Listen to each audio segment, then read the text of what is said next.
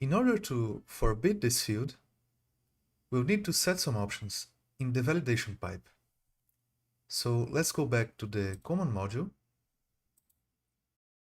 And in this instantiation of the validation pipe, I'll open curly braces to set some options.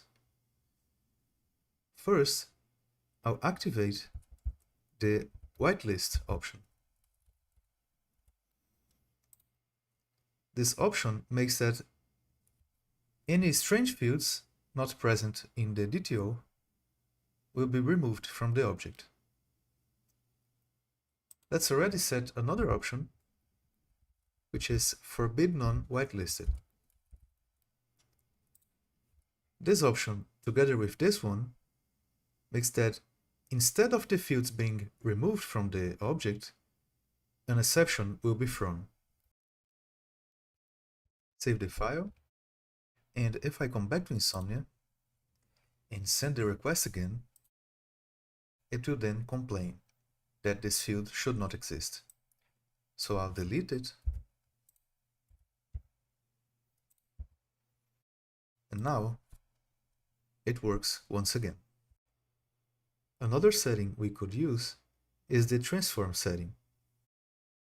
If I come back here to the user's controller, and before this return, I console log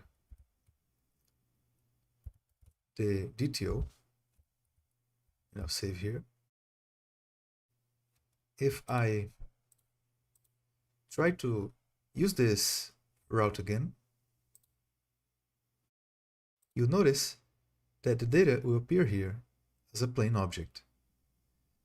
If I activate the transform setting,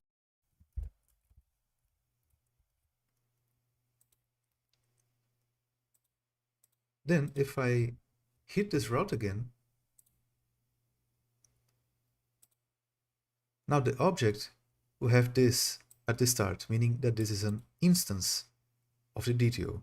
So the transform setting automatically transforms the incoming JSON into an instance of the respective DTO.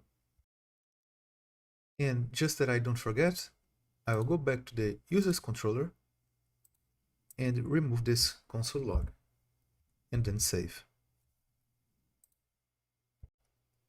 In the next lesson, we'll learn how to validate the ID as a path parameter.